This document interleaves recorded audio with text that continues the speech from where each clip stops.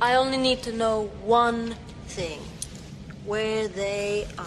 Go Vasquez, kick ass. Anytime, anywhere. Man. Right. Somebody said alien. She thought they said illegal alien and signed up. Fuck you, man. Anytime, anywhere. Are you finished? Any questions? What is it, Private? How do I get out of this chicken shit outfit? You secure that shit, Hudson. Hey, I think this guy's a couple cans short of a six-pack. Are you ready to go back to Titanic?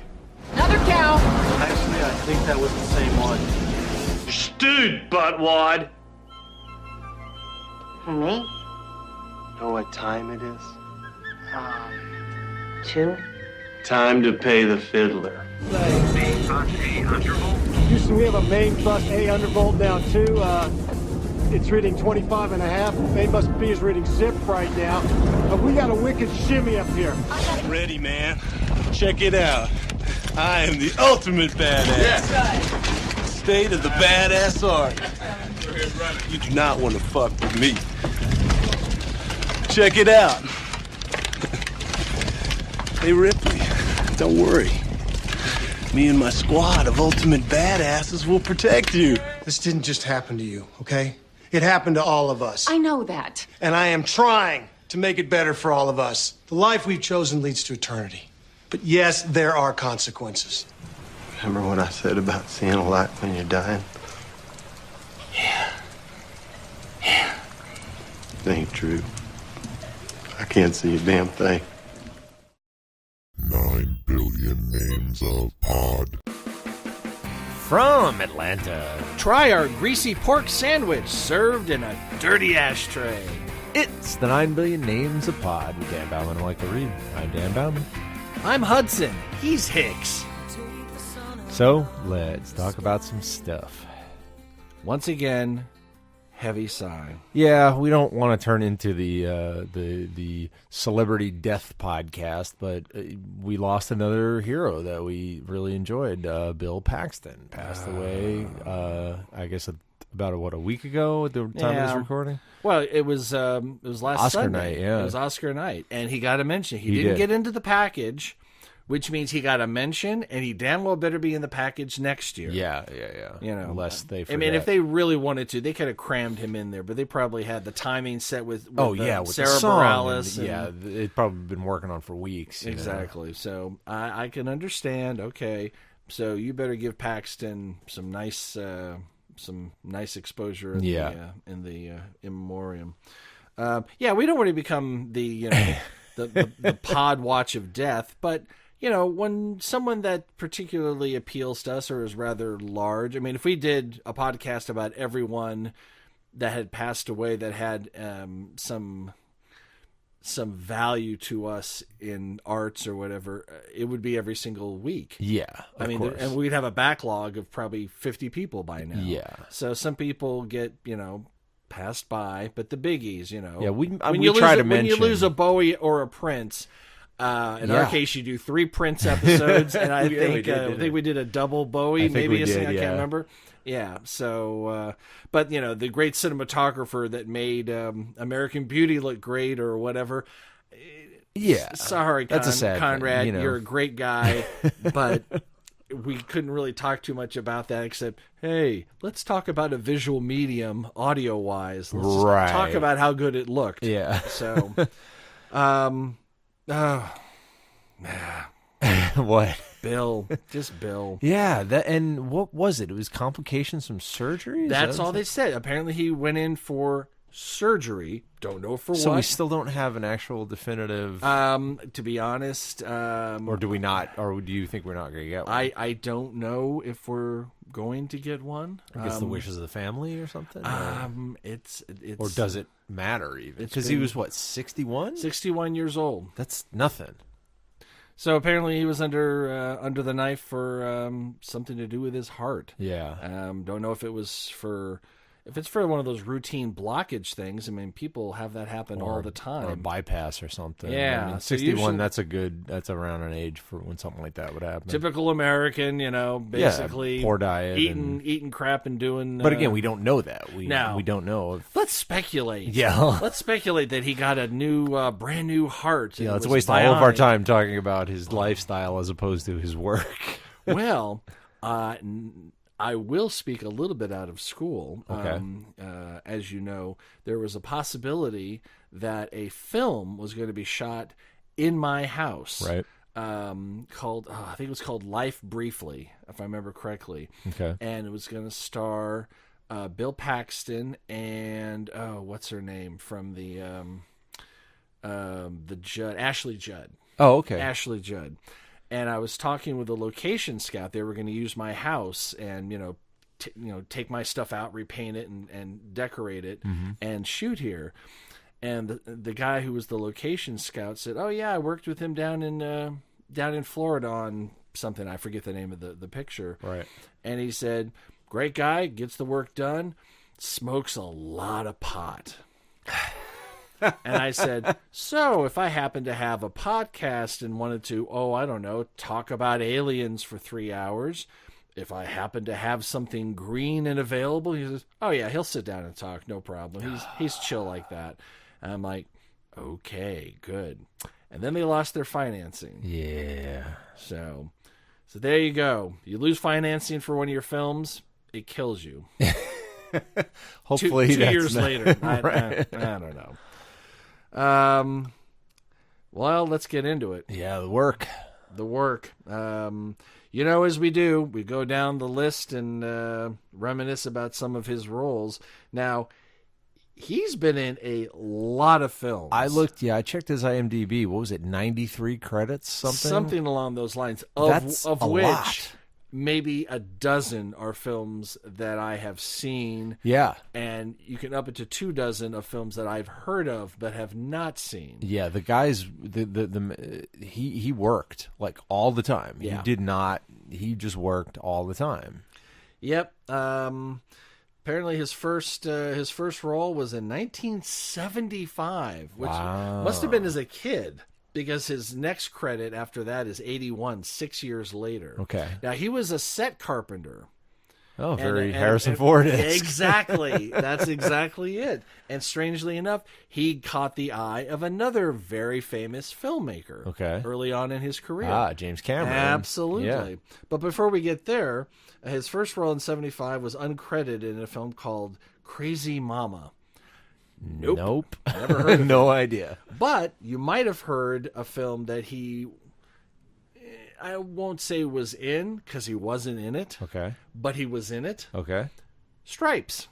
Yeah, I saw that credit and I was like, did he get His scenes didn't make it. Okay. But they gave him credit, and I wonder if he's in a recent interview said, yeah, up until fairly recently I was still getting residuals off of that. I think it was up to 2 or 3 cents.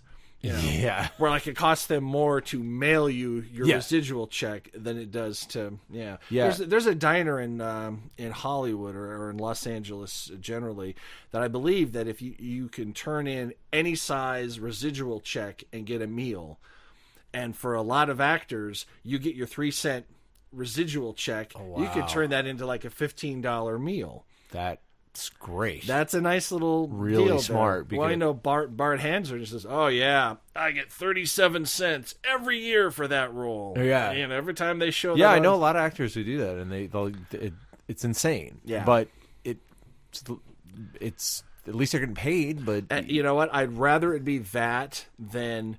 We're just gonna. It's not worth We're it, just yeah. gonna screw everybody over. Right. Yeah, well, Actors Equity, they're not. They don't mess around. No. SAG, don't mess around. No. Yeah. That's exactly what those organizations are So for. let's go ahead and vote in a lot of Republicans to do right to work nationally and cripple all the unions so big business can basically pay us all slave wages and there's nothing we can do about it. How about that? Can we do that?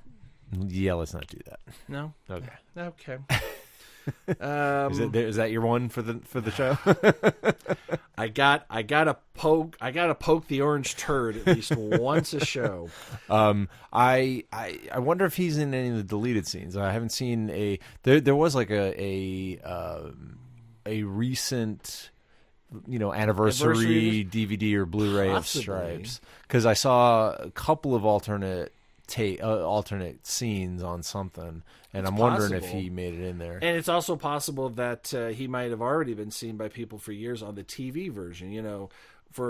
That's right. Yeah. Sometimes, like Fast Times at Ridgemont High, there's so many scenes in there that they can't show on broadcast, that there's whole scenes that were cut out of the film that they put back into the film so they'd have enough runtime to get it to 2 hours in a commercial. Yeah, the Breakfast Club is the same way.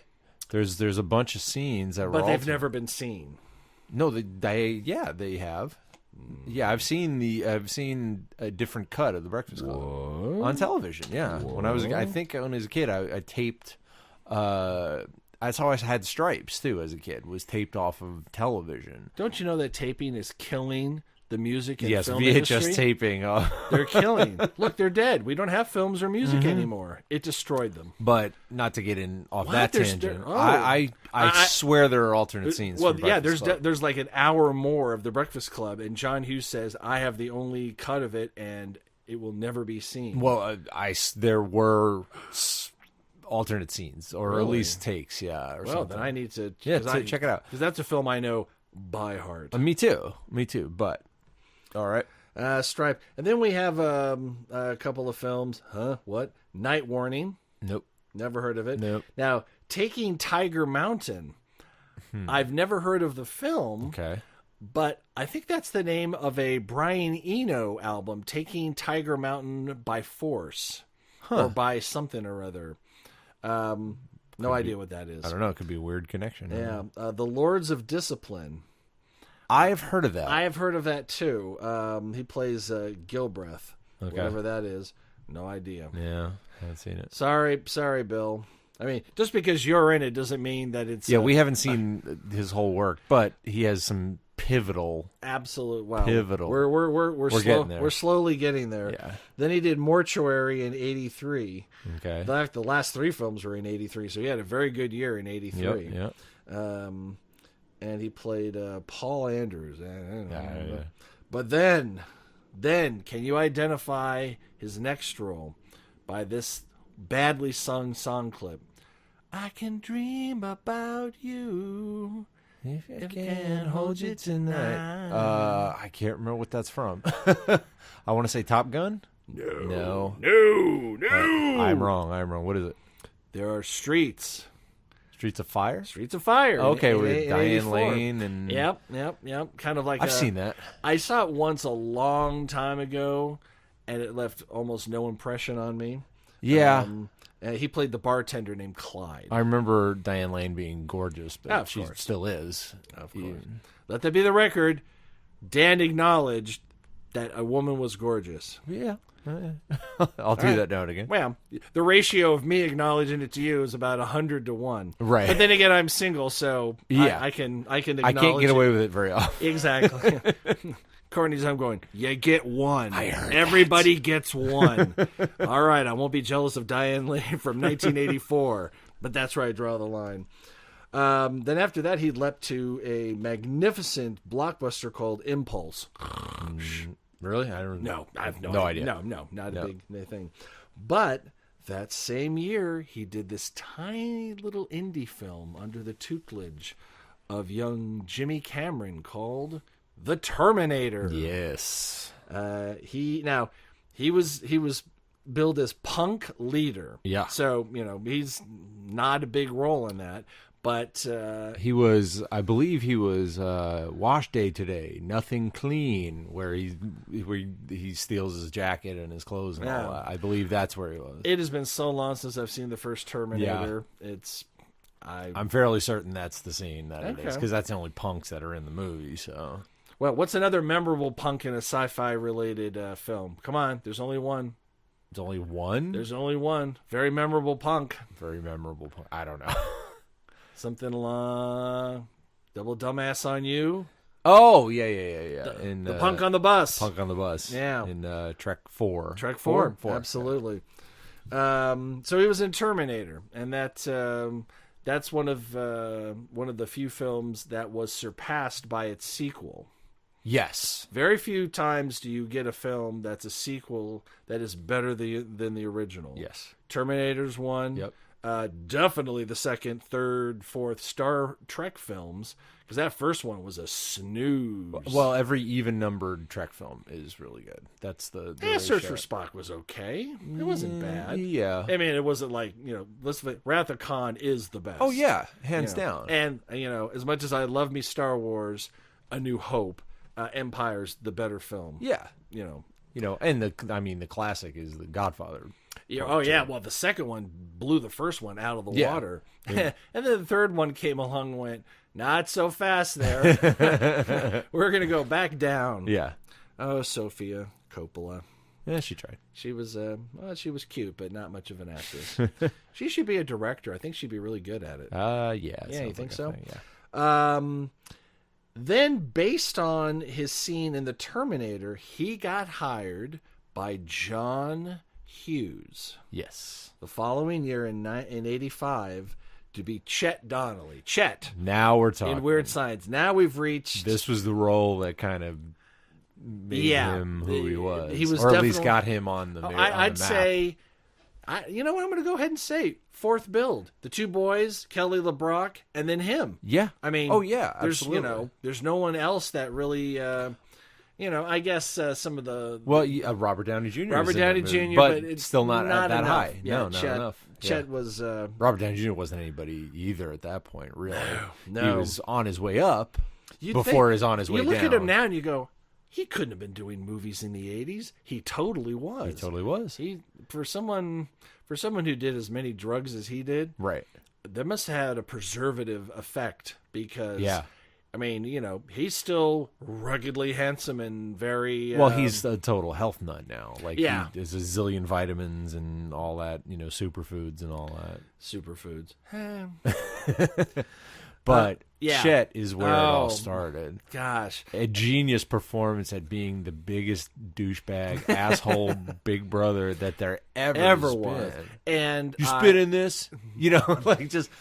I mean, genius. And a lot of that was improv. I'm sure. The greasy pork sandwich in a dirty ashtray, improv'd on the set. Totally makes sense. Yeah, and he told a story in an interview that he, as a much younger person, had met Peter Lorre on the set of something. Yeah, Really? Yeah. Now, with that information, think of the voice of the Blob that he turns into. Yeah. It's Peter Lorre. Yeah, that makes sense. He did Peter Lorre as Why wouldn't you? as the Yeah. farty, gelatinous, good old Hut-looking Yeah. blob, very... Paxton the Hut, Chet the Yeah, Hut. Chet the Hut, Yeah, that was... Well, it's funny. I think a lot of actors do that. Like, from what I understand, I know voice actors, they say a lot of their best characters are just poorly done impressions of other actors. Not to... Come on, you want to talk out of school. Well, I was trying to think of some examples. Basically, like, Fred Flintstone was Jackie Gleason, and there's Well, let's better- face it, the Flintstones was basically the Honeymooners, the prehistoric honeymooners. But my point was that actors can do that kind of stuff now because a lot kids don't know who Peter Lorre is. It's film buffs at this point. So actors now they should. They absolutely should. But They can name every Hannah fucking Montana episode, but they can't tell you that's cultural. They I don't mean, know you what can't- Citizen Kane is. Well, yeah, you can't blame him for that. But I mean, and also get off our lawn. yeah. But I mean, it's really interesting that you can.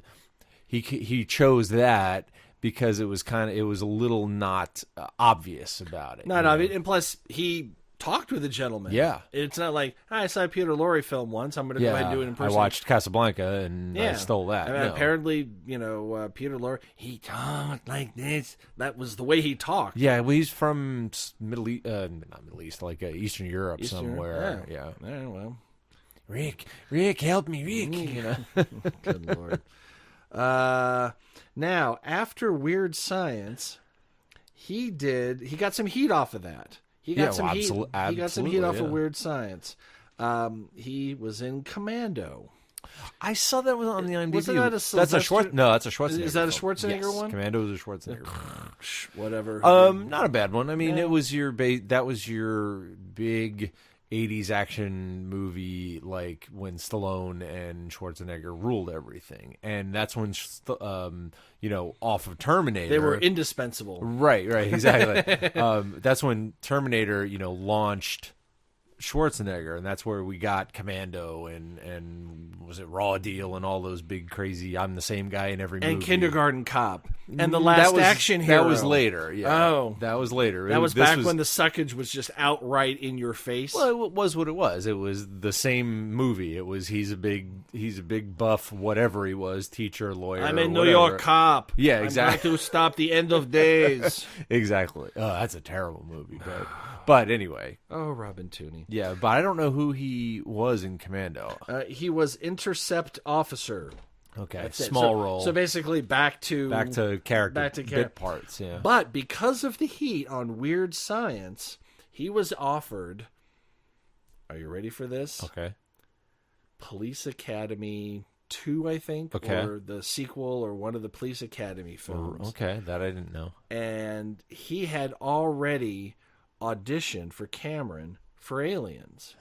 He flew his ass over there, didn't have the money for a car or anything, took the bus and then walked to Pinewood for his audition. Hell yeah. And it was like a month later, hadn't heard anything, and his agent said, "You've been offered Police Academy." He goes, "Well, it's a gig." All right, it's a gig. It's a work. Yeah. A lot of people like, how dare they do that? Films like when you're listen, when you pay their income taxes and you put food on their table and pay their mortgage, then you can decide what roles they take. Right. Until then, shut the fuck up. And actors are not above. It's like that. Okay, well, there's a possibility of something really cool, or these people will pay you to do a thing. You sometimes have to take the money. Oh yeah, of course. You don't. If you don't have another job. And you don't have the luxury of, picking and choosing. Right, exactly. The very bird in the hand kind of thing. I would say probably there's less than 100 actors in quote unquote Hollywood that are able to pick and choose roles, and to be like, no, I turned down your $20 million for this. It just doesn't feel right. Yeah, So, but lucky for us, the deal didn't get finalized because a week later, his agent called him and said, James Cameron is going to call you in the next 5 minutes from England. And he did. And he hired him. Now, we did a whole podcast about aliens. So we don't need to rehash all of that. But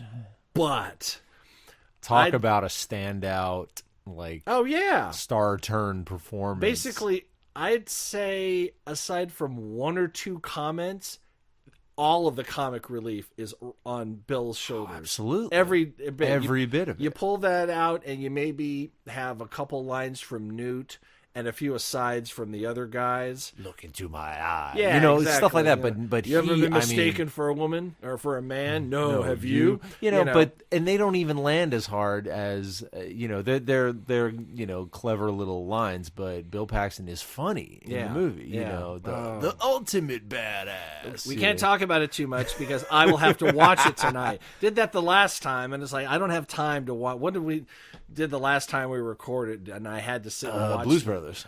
Yeah, and I did, and I watched it. I hadn't planned on watching Blues Brothers, but I got so, bunged up about it. I was just like, God damn it, now I got to watch Blues Brothers. So I'm not watching Aliens tonight. I got other things. You don't have the 3 hours to watch the extended cut. I don't. Well, it's not that much longer. It's pretty long. You get more. It's 2.5 hours at least. It's a long. It's a great movie. I'll take as much as I can get. Oh yeah. I'll take as much as I can get. So he gets Aliens. Yeah. And he knocks it out of the park. Crushes it. So he's on Cameron's thumbs up list. Yep. And he comes back to Bill a little bit later. Yeah. But not for a while. Now I'm gonna read off a list of films. If any of them pique your attention. Okay. When I'm done, say, "Oh, that one." Okay. Because none of them are familiar to me. All right. Near Dark, Past the Ammo. Near Dark. Okay, Near Dark. I thought I might. Is that be a vampire film? That's a vampire you film. know- That's him and Jeanette Goldstein, who was Vasquez. Oh. And I thought that was a Cameron film, but I'm probably wrong about that. No, I don't think so. But it's got, and I think Michael Biehn's in it too. I'm not 100% sure, but I know that was like a little bit of a reunion, which might have been filmed before even, and that's a good flick. That's a good, like, it's one of those, I don't think they ever say the word vampire in it, and it kind of establishes its own, it's not traditional Hollywood vampire bullshit. It's like with Walking Dead, it doesn't ever really say zombies. They're never really referred to as vampires. No. It's a Now- good flick. I like that. It's James Cameron adjacent. Okay, did he produce it or something?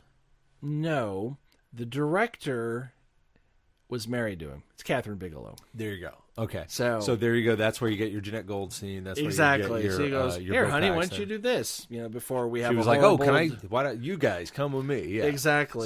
So okay, I knew it was somehow connected. Yeah, Jeanette Goldstein. And also Lance Hendrickson. That's what it was. It wasn't Michael Biehn. It was Lance Henriksen. Yeah, that guy's. Yeah, that that's a guy's- good flick. I mean, if you want to watch an 80s vampire movie, A it's small not bad. town farmer's son reluctantly joins a traveling group of vampires after he is turned by a beautiful drifter. Yeah. Which I'm guessing is either going to be Jenny Wright, probably Jenny Wright. Yeah, I would think It's always the blonde. It's been a while since I've seen that, but it was right after. It was kind of we were on a kick. The first time I'd ever seen Aliens was I had a not an audio file, but a filmophile buddy of mine he was the guy who had Laserdisc before anybody, and so he got the extended cut.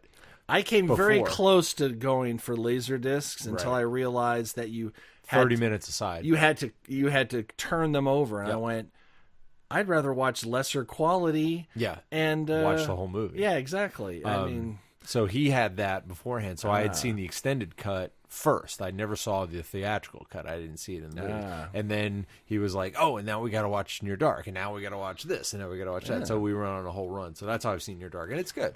and now I'm going to do something that's going to make your head spin. Okay, I'm going to connect this line of talking. don't you do it? Oh, Don't you St. do it. Elmo's Fire, motherfucker. All right. Jenny Wright in Near Dark Okay. played Rob Lowe's wife in and St. Elmo's Fire. there you go. There you go. Oh, God. Take a drink, everybody. Don't there it it feels is. so good. So good. Pass the Ammo? Nope. No. Slipstream? Heard of it? Never seen Yeah. Next of Kin? it. Yeah. Back to Back? Nope. Brain Dead? Brain Dead sounds familiar. He played Jim Reston. I don't know. I don't know. The Last of the Finest? You. Navy SEALs. Navy SEALs, I don't know if I saw it. There was a band, Mr. Big actually had a song on the soundtrack. Yeah. And it was, trying to be the Top Gun of the late 80s or something, or the early 90s, I guess. All right. Well, that covers the 3 years after Aliens. Okay. And then we get to 1990. All right. And a little sequel that does not surpass the original. Okay. Predator 2. Or Predator in the City. Here's the thing. Yeah. I like Predator 2 a lot.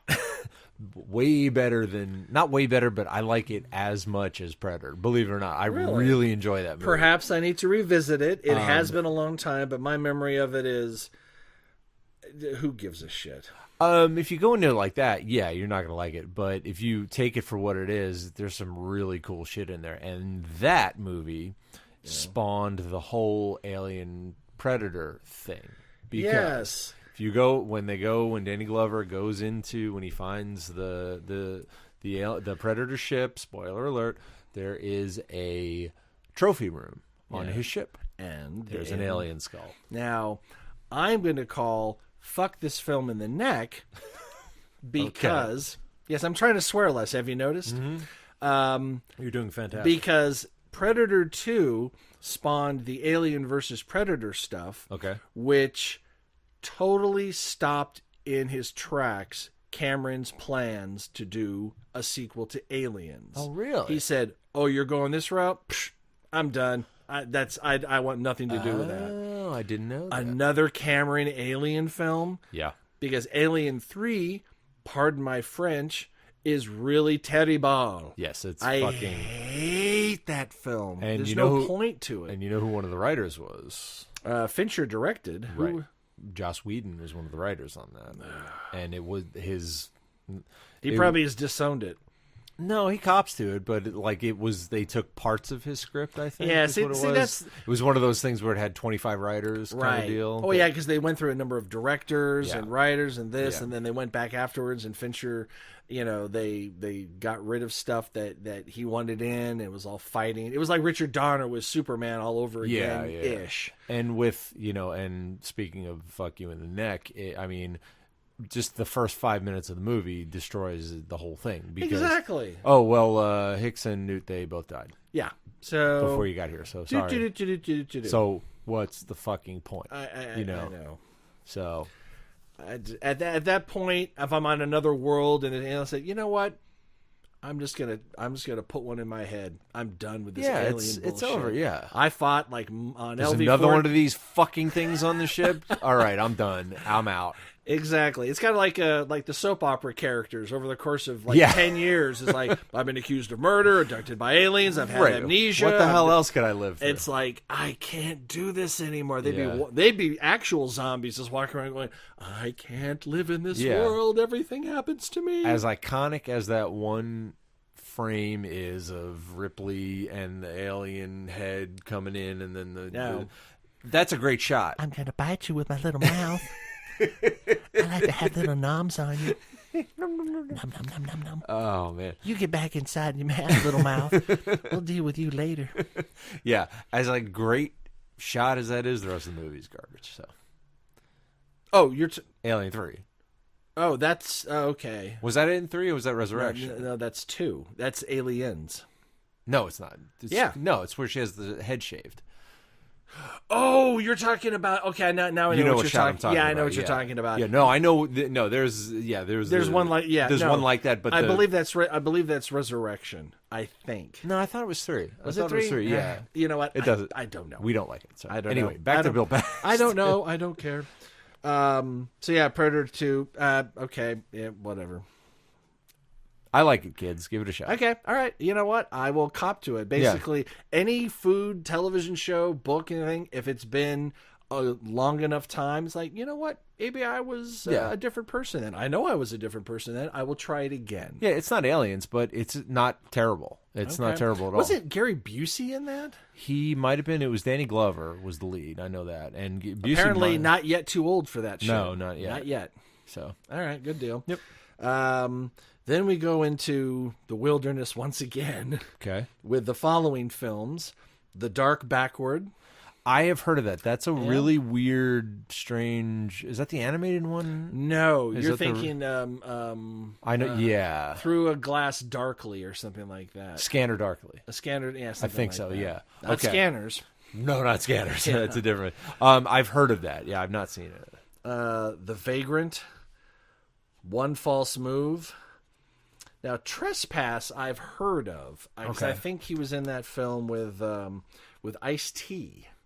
Okay, I might have seen that because after Ice-T did New Jack City, which was like really controversial for him because he's like a gangster rapper, right? And he's playing a cop, So that was like, which he went on, and of course now he's been playing a cop for what 15 years, on SVU, Law and Order, so. We went on once after New Jack. We went on an Ice-T thing, and I think I did see Trespass. He's a competent actor. I've never seen him in anything where I go, God, that guy can't. No, he can. And New Jack is a great movie. I know. Oh, so good. I want to kill you so much. My dick is hard. I'm like going, yeah. That's dialogue. So. Yep, exactly. So, then Monolith. Yep. I just don't know. Sorry, Bill. We haven't seen Indian Summer. I've heard of that, yeah. I don't think I've seen it. But then All right. But then But we have a good couple of years. Okay. A really good couple of years. First, well, depending on how you look at it, Boxing Helena. Now that's a whole story unto itself. That movie. It's basically the prequel to $1 Million Baby. She's a female fighter. No, that's not it. No, that's not. It's a different kind of box. Oh, okay. It was a big to-do. Yeah, a lot of controversy. Was it Sherilyn Fenn?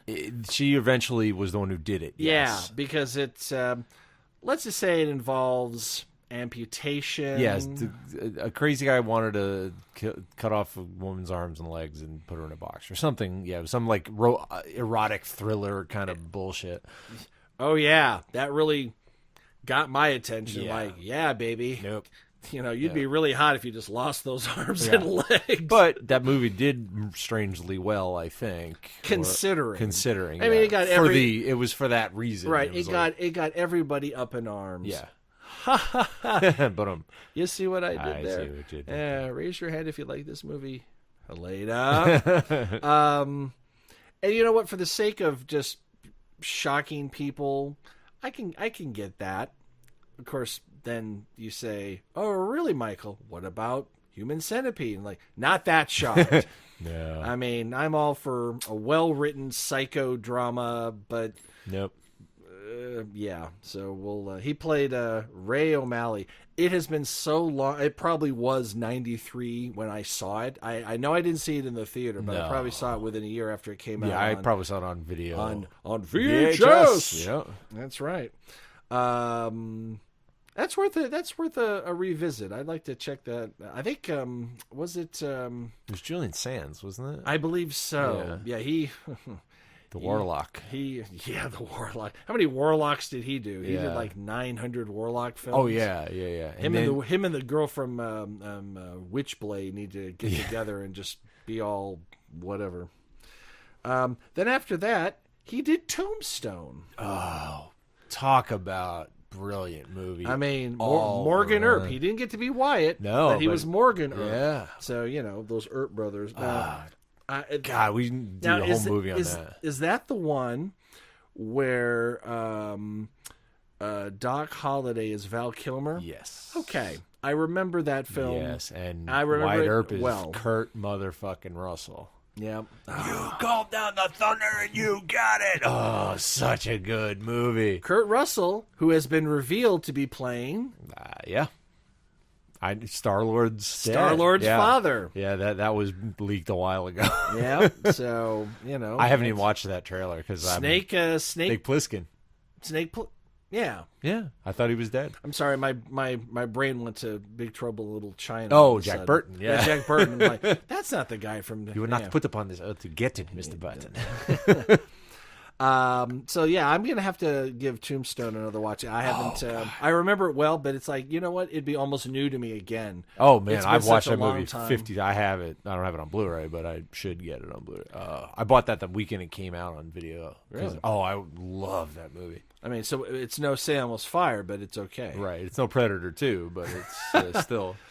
And then finally, little Jimmy Cameron cast him in another film. I want to say True Lies. Absolutely. Yeah. 94 True Lies. Which is a good, weird, it shouldn't be as good as it is. It's the first film where I was happy with Schwarzenegger as an actor, as opposed to he didn't screw it up. He was good. I call it Rene Russo. Have I told you about Rene? Yes. It's like she comes in, she acts, she leaves, and leaves no residue of her performance in your brain whatsoever.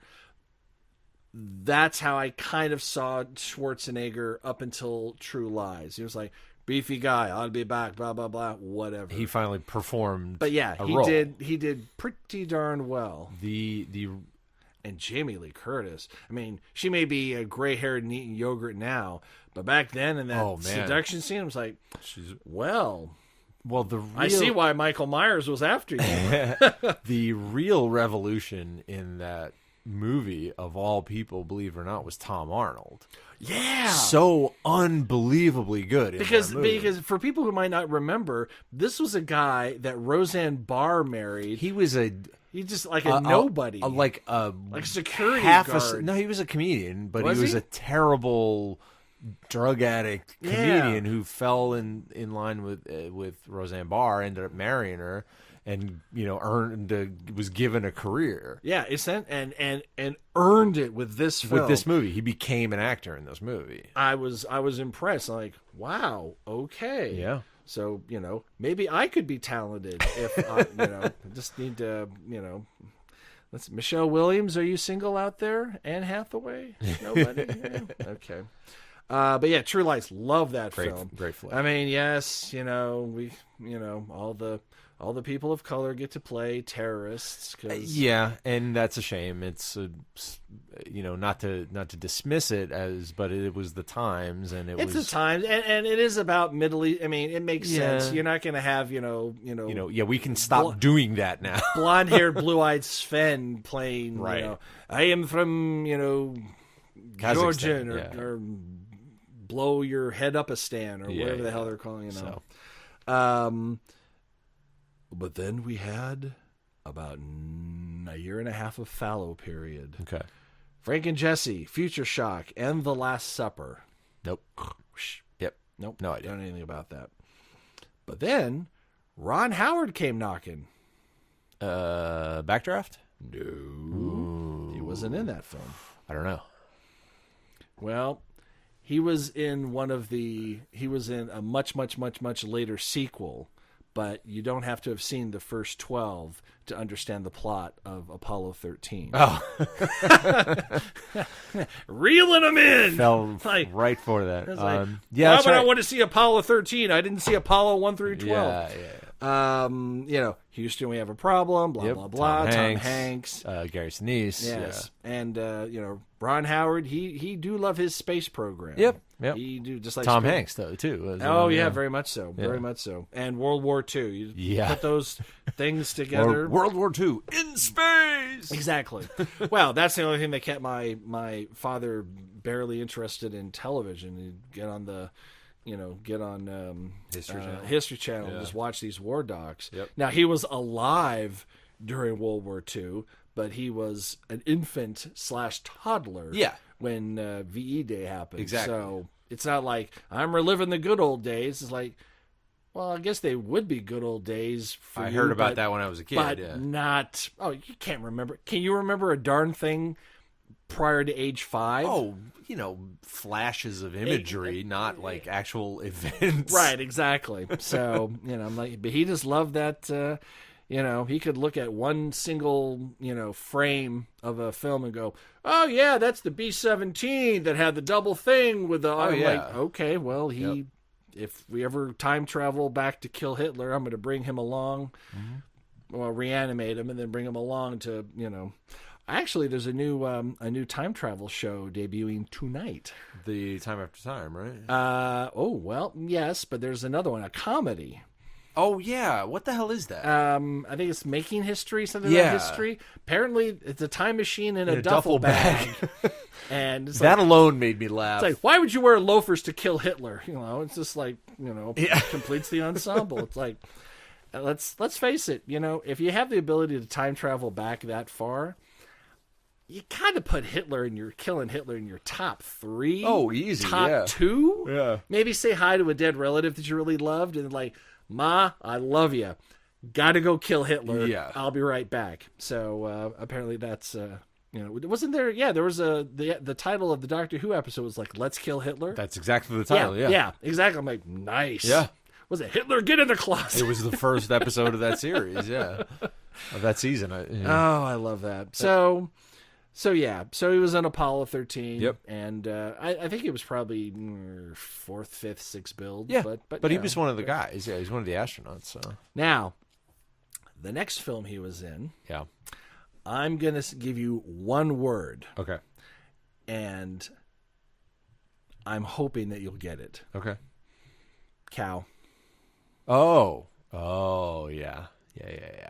And it's Twister. Very good. Very good movie. With Helen Hunt. Yeah, and that was his first leading man role. That was one where it was him and Helen Hunt. I Yeah. mean, you could argue there was one other scientist, the evil storm chaser guy, but I can't remember who played that. And, Yeah, but but he was the lead. But it He was a the Bill lead. Paxton, Helen Hunt joint. Yeah. They were, They if were- I don't know if one was billed above the other, at the very least, they were co-leads. But Yeah. that was his first, That was his first serious man role. leading man role. And it's a good movie. Oh, yeah. If who cares about storm chasing, but it kind of brought that to the You know what? forefront. Like so many documentaries and stuff, I didn't give a shit about it until I watched Twister. I'm like, wow, that is fascinating. Yeah. Because, when Bill Paxton passed away, the storm chasers in America did something with their markers or beacons to spell out his BP, name. Well, it was his initials. Was it it- was isn't it- BP. Yeah. was it BP? Yeah, something like they that. couldn't do his name. It was too big. Okay.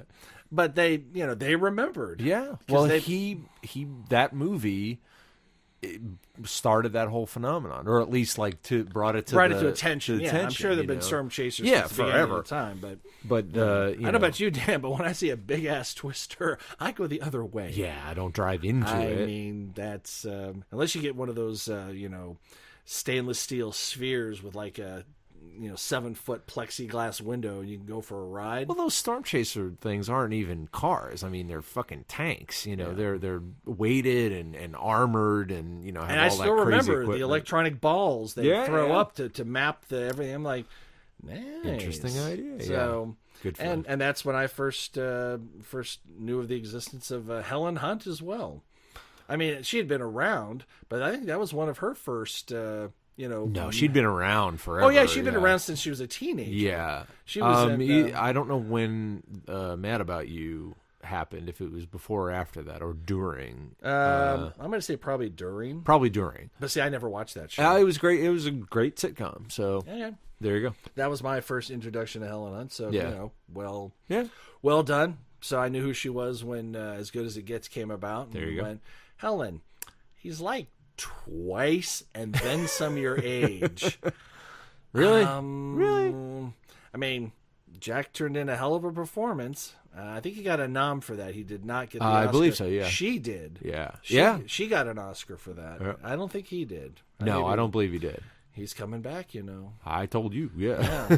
Yeah. Well, I know you know because you told me. Yep. Then after Twister, another sequel. Okay. He was not in the original. All right. It's probably the film that most people know Shirley MacLaine from, at least in the latter part of her career. Okay. Or middle part of her career at this point. Deborah Winger? Terms of Endearment? Yes. Okay. The sequel to Terms of Endearment. I didn't know there The was. Evening Star. Ah, okay. So obviously Deborah Winger died in Terms of Endearment, so she was not, but this was Shirley MacLaine. Jack Nicholson popped back in again, reprising his role. And Bill Paxton played a character named Jerry Bruckner. Oh, okay. So that was a pretty high profile gig. I guess that didn't like it It didn't did not do, it didn't penetrate no. like but Terms of that Endearment, that character that she, I think Shirley MacLaine at the very least got an Oscar nom for that. I think Because her she- and Deborah Winger did. because she was a tour de frickin' force in that film. Yep. I mean, yeah. Yep. And then he went into obscurity again with a little film called Traveler. Yeah. And then he went way into obscurity, a film that probably 3 people have seen. What? Titanic. Or did I say 3? I meant 3 billion. You meant everybody Every ever. man, yeah. And I will admit, I saw that in the theater. Me too. 3 times. I saw it once in the theater, and I've watched it more. I than one was time. so impressed with the special effects right. that I could put aside the fact that the dialogue, for the most part, made me want to retch. I can picture Cameron at the keyboard writing this, and I can see the writing. You know what I mean? Okay. Yeah. Totally. I don't know how to explain it. It's like, oh look, you've written dialogue as opposed to they're saying things, and Yes. it propels Well, he was the right. story. Well, when he was writing it sweeps over this part of the boat, and the boat looks like this, and then they said he some was words. paying very much. It was more about the boat than or the ship than the people. And mission freaking accomplished. Well, I've always said my take on that movie is, I was like, it's a brilliant idea. You take a love story and tack an action movie on the end of it, and you got both audiences. Yeah. And it did. I mean, a woman's heart is a deep ocean of secrets, Mr. Levitt. Like, oh God, who talks like that? Nobody does. Nobody.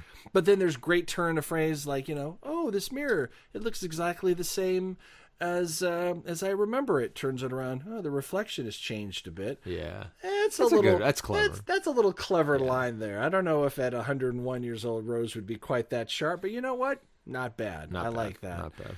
But then throws the goddamn shul into the freaking ocean. Hey, but I tell you, that last scene where they go through the boat and she's reunited with everybody. Yeah. Little bit verklempt there. Yeah. He's waiting by the clock. Yep.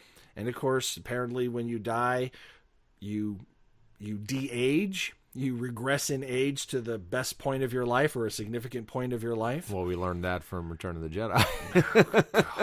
Well, apparently, Hayden Christensen? Was it Hayden? Apparently, Yoda didn't have any good moments. He was the same freaking right. Yoda. Or Obi-Wan. Obi-Wan. Well, didn't they eventually change him back to Ewan McGregor? No, they didn't. No, it's always been Alec Guinness. Is it? Yeah, Okay. in every iteration. I mean, I like the concept of when you die, you get to go back to your best moment and live in that version of your life forever or something like that. I like that concept. Yeah, but you think that's kind of like the Force just going, look, we can't tolerate that other guy, so yeah, we're going to start you over. Listen, Anakin, you done some shit. This is about a week before you killed all those kids. It's like younglings. Do we need to tell you about the younglings? Okay, we're going to age you back a bit before the younglings. But, so. All right, Titanic, yeah. So Titanic. Yeah, I mean, I still will watch it every once in a great while. I think I've seen it enough. I love me Kate Winslet. Yeah. It's funny. I do. I like Kate Winslet a lot. So, and then we go into some films you might have heard of. Okay. A Simple Plan. Yeah, that's a Coen Brothers, I believe. Yeah, that's I think that's the Money Found Out in the Woods. Yeah. Film. Billy Bob Thornton, maybe. I think. Or is that pre? Or am I thinking of something else? There's a Simple Man. Maybe that's it. That Billy Bob Thornton was in. I think that was that the black and white one?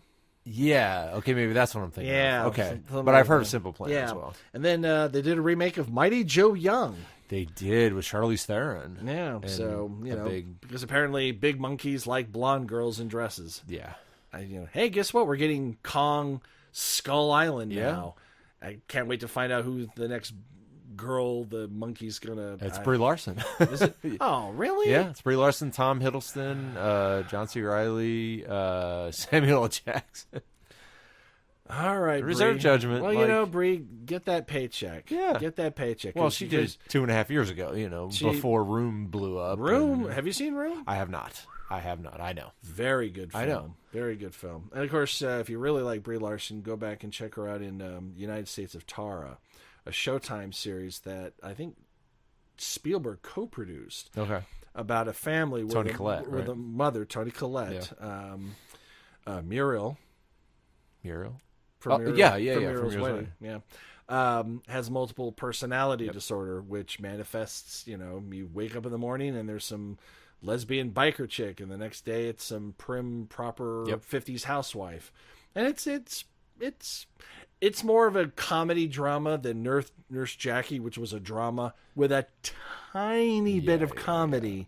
And they keep putting it for awards in the comedy. It's just no, it's not a comedy. Yeah. Anyway, but yeah, she was really great in that. Yep. U-571. Remember that period where submarine? Yeah, movie, there was a period where sub films from World War II were big. Yeah. Silent Running or something. Oh no, that was a space film. Silent Running was a Run Silent, Run Deep or something. That's from the 60s. 60s, 60s or 70s. I'm not a big submarine guy. The name of the Enigma machine. Yeah. I think there was a film called Enigma. Probably. What's talking about that? I don't know if this is U-571 was about that, but he played Lieutenant Commander Mike Dahlgren. So I think it was a Denzel Washington movie, believe it or not. Could be. I think so. I think because it was a thing like, black captain, blah, blah, blah. Or Denzel. But anyway. Denzel. Apparently he's got chops. I heard he's a pretty good actor. I hear that. I hear he does good directing, but he keeps hiding. And going back to what we were saying. But he keeps hiding fences everywhere. Right, but evidently King Kong's got nothing on him. So. Oh, well, good. Vertical Limit. Mountain climbing movie. Yeah, I think that's the same one that went up against Stallone's Cliffhanger. Was it Cliffhanger? Cliffhanger was the Stallone one, which I didn't see. Nope. I think that's less of like Stallone's was a Stallone movie, on the crazy thing, but and Vertical Limit is more about like the mountain climbers, right? It's like how could you possibly? The mountain is the bad guy, whereas exactly. John Lithgow is the bad guy in Cliffhanger. So and then we've got Frailty. Have you heard of this one? This one's got a bit of this was a movie that he directed. Okay. With Matthew McConaughey, Powers Booth. It says a man confesses to an FBI agent his family story of how his religious fanatic father's visions led to a series of murders that were supposed to destroy demons.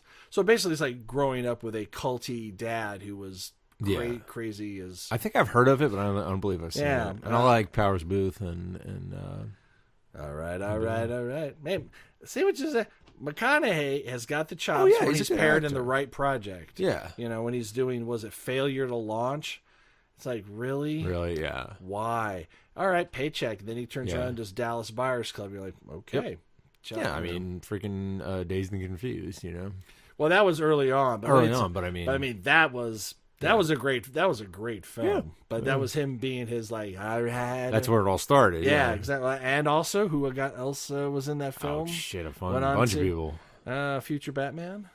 Oh, Affleck. Yeah. Oh yeah. Affleck was in that one.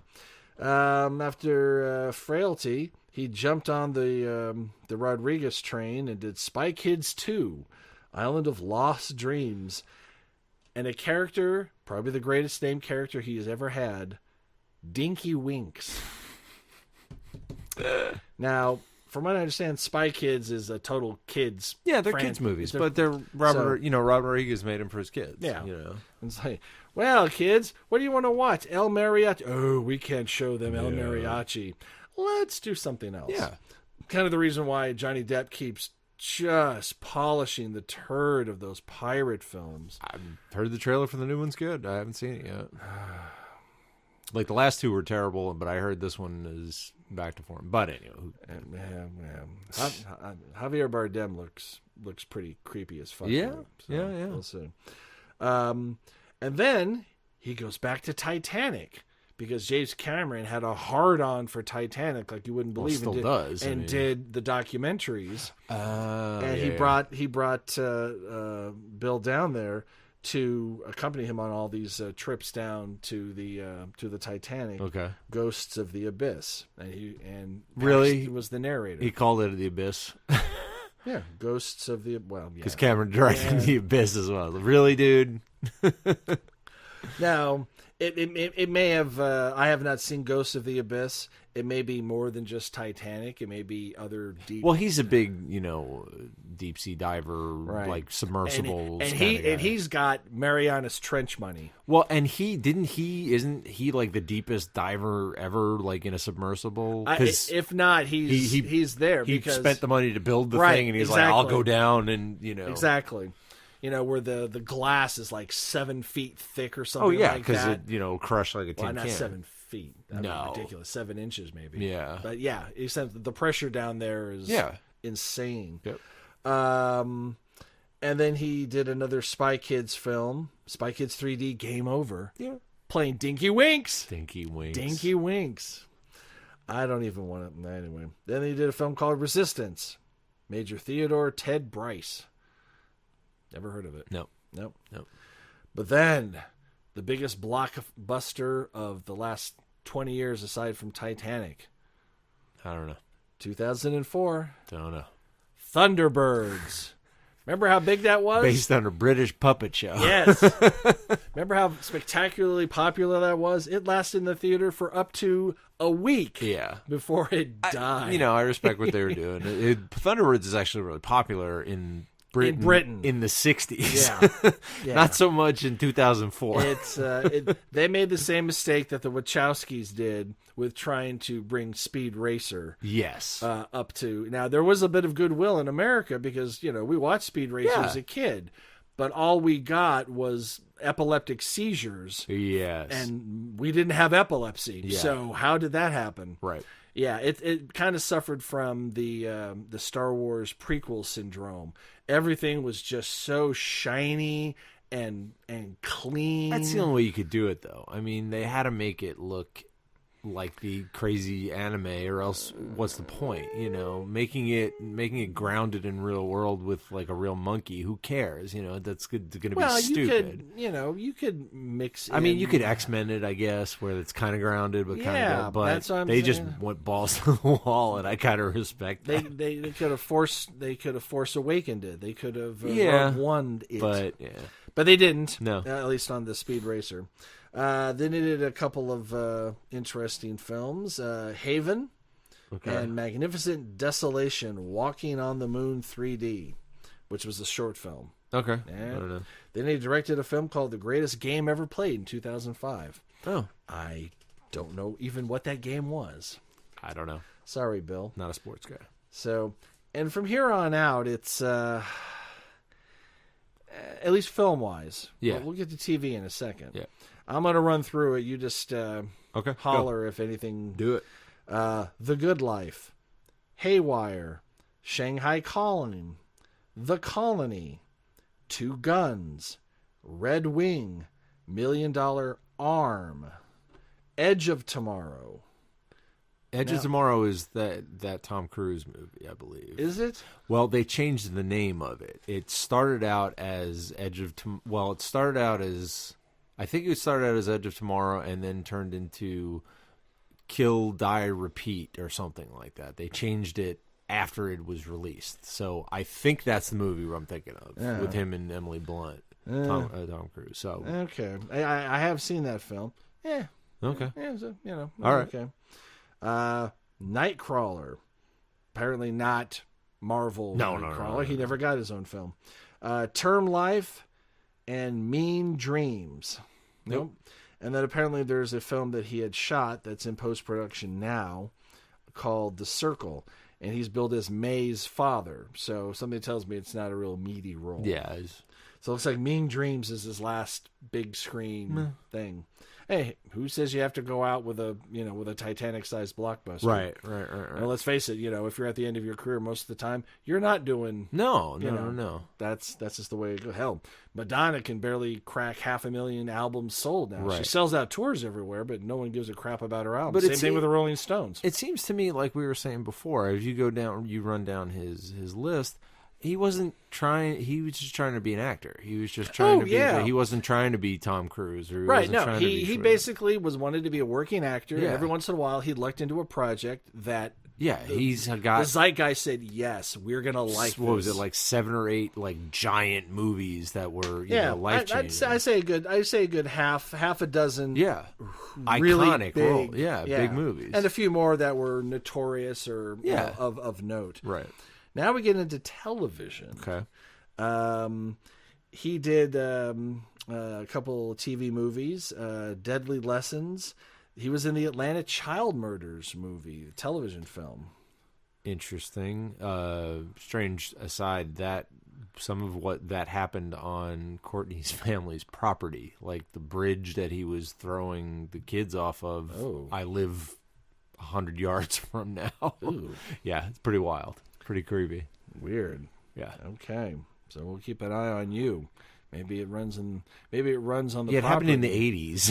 I don't know. When I was a child. No, I'm not saying that. I'm just saying things could happen on that property. So, and then an Early Frost. Okay. In 85. And I think an Early Frost is an AIDS film. Okay. That makes sense. I think you're right. Yeah. I think, yeah. And let me tell you, after watching Dallas Buyers Club and just knowing what I know, it's like, Ronald Reagan can just fucking die for what he didn't do. Yeah. For the but but he already did. Yes, so he has, there we so go. Then he was in a miniseries called Fresno. Do you remember this? I don't know if I do or not. I'm almost positive that it's a joke takeoff of Dallas that had Charles Grodin in it. I want to say that Carol Burnett was in it, but I guess I'm looking at the list here now, but I guess she is not. Jeremy Irons was in it. Terry Garr. Nope, there it is. Carol Burnett. It is that one. Basically, it's a takeoff. It's a satire That's of funny. Falcon Crest and Dallas and Dynasty and that kind of stuff. So he played Billy Joe Bob in Fresno, and then he was in 1986. He went to Florida. Got on some pastels, no socks. Oh, Miami Vice? That's right. He did an episode of Miami Vice called Streetwise. He played Detective Vic Romano. See, he was just an actor. I mean, he was just doing his thing. Doing gigs, man. He did an episode of The Hitchhiker. Okay. He did an episode of Tales from the Crypt. He did a movie called Bright Shining Lie, which sounds vaguely familiar. Okay. He was even on an episode of Frasier in 2003. Oh, okay. But then he landed a role that I think is probably his finest frickin' work he has ever done outside of, I'm going to say, Aliens and Weird Science. It's got to be Big Love. It is right? Big Love. Have you seen it? No, I have not. It is the Sister Wives thing. Yes. Yeah. Well the done. polygamy. Yeah, I heard. It just is a well done show. His character was just delusional as all hell about the acceptance of polygamy, polyamorous marriage. Well, because his kinfolk came from one of those polygamous cults, right? Which it's a lot different. His version of polygamy is that everyone's there voluntarily; they can go whenever they want. He doesn't rule with an iron whip, and they just all have a big polyamorous family. Which, when you think about it, what's wrong with that? Yeah, if that's the way you want to roll, then roll that way. It's not like it is with like the was it Jeff Letts? The guy that, I'm going to marry this 11-year-old girl and get her pregnant. Like, no. Or you got to wear those horrible dresses and wear your hair like Laura Ingalls Wilder all the time. Yeah, not like that. It was like he was trying to bring the good parts of polygamy, or at least the non-horrible parts of polygamy, into the 21st century. Right. And, not my thing, but you look at it and go, it works. No one's being oppressed. Everyone's doing okay. So why it's not? funny. Penn Jillette has a quote, or like somebody asked him, so like, are you against gay marriage? And he said yes. He goes, but I'm also against straight marriage. He goes, I'm against the government getting involved in any way in our relationship. I don't want the government getting in on my marriage, and I don't want the church getting in on my marriage. Exactly. If I want to be with somebody, you're going to be with somebody. Yeah. Exactly. He did 3 episodes of The Hatfield and McCoys. He played Randolph McCoy. I remember that. It was Kevin Costner. Yes. Thing. Yeah. Yep, Kevin Costner was in that. Mm-hmm. He narrated a documentary, JFK, The Day That Changed Everything. Yeah. That I still get creeped out watching that footage. Oh yeah, they finally released those few frames that they had cut out, like oh really, where you see the blood spray. Yeah. Like I saw it on on something. Yeah. They're like, the archive or whatever, they released the actual uncut footage because there was like whatever it was 13 frames that they cut out. That was like because the graphic, too graphic for people to see. Yeah. Well, now I'm all.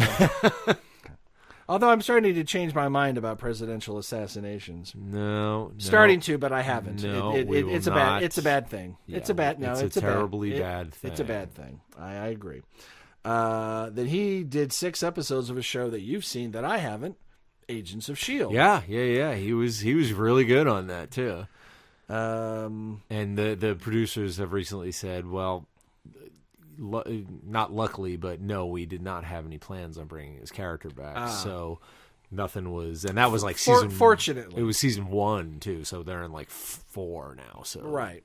He played John Garrett. Yeah. Then he did a miniseries called Texas Rising, playing Sam Houston. Oh, cool. So that might be kind of cool. Yep.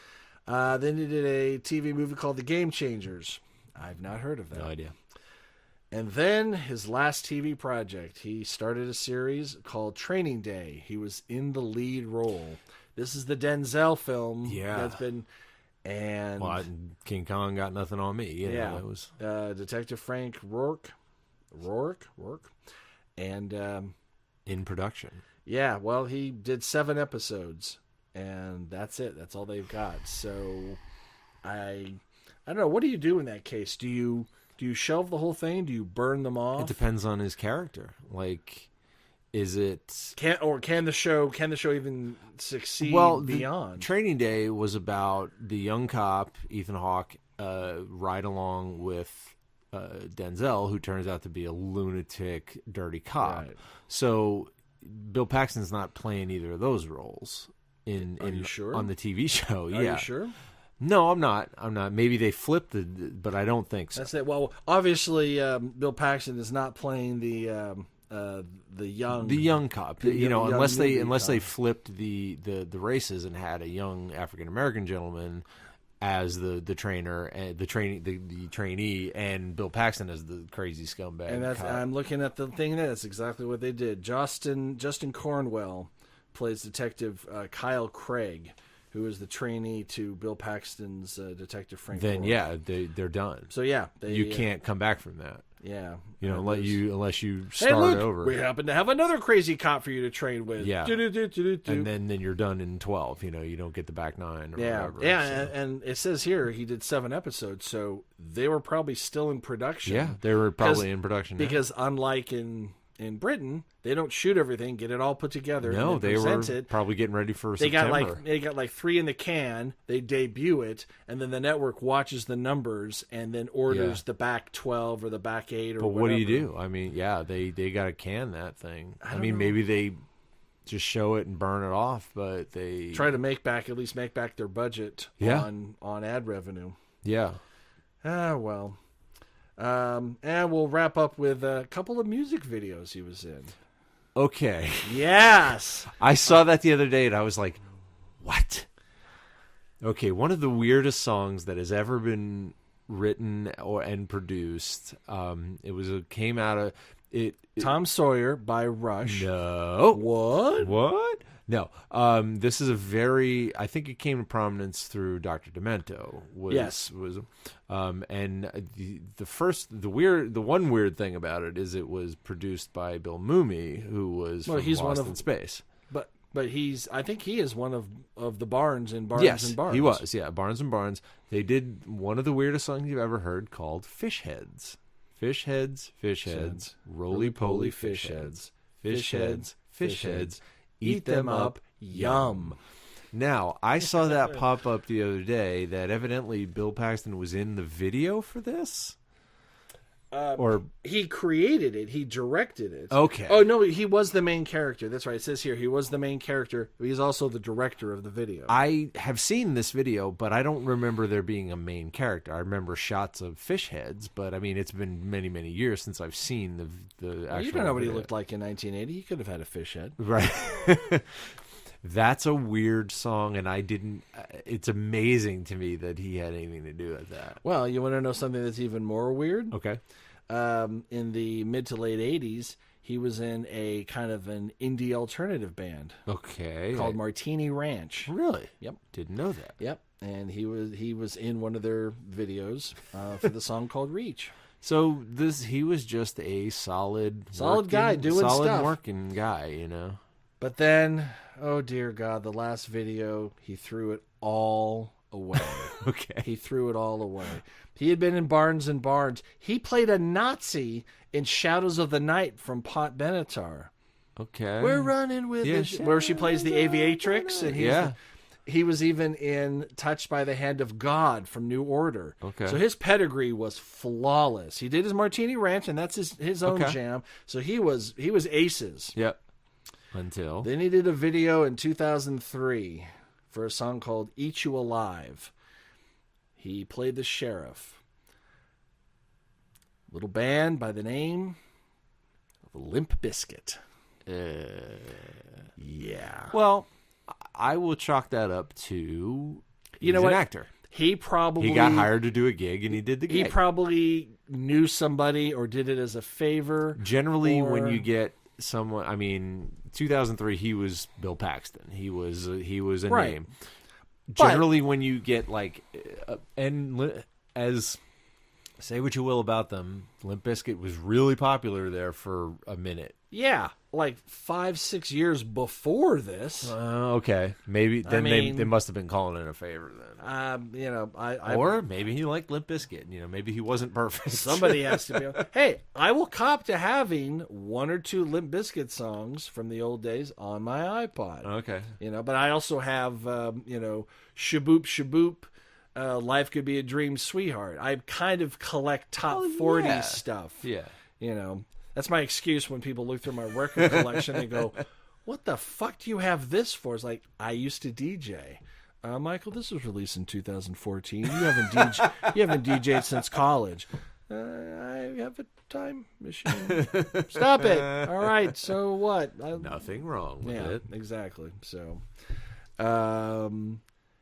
so that's pretty much the oeuvre. Yeah. He will be missed. I mean, like I said, solid working. I wanted to smoke him out and get him on the podcast.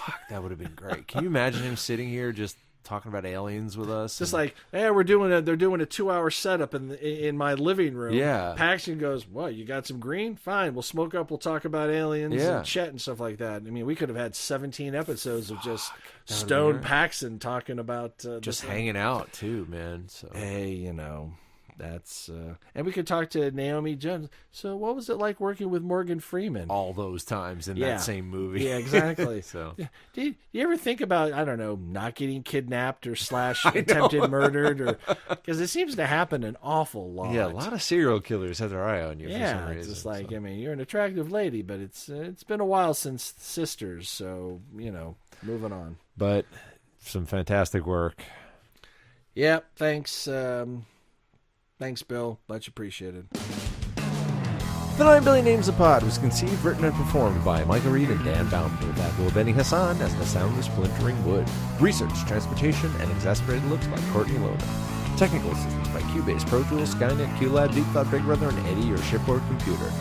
Financial consideration provided by the Wayne Foundation, Stark Industries, the Cronin Brothers, and LexCorp. Legal counsel by the offices of Howard and Fine. Unlike everyone on Facebook and Twitter and all social media, I will refrain from using his iconic line from Aliens.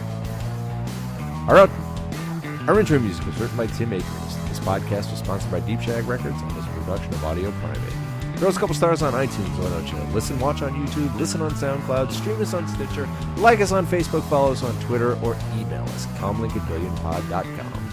Until this happens again, I'm Dan Bauman. Game over, man! Game over! You son of a bitch.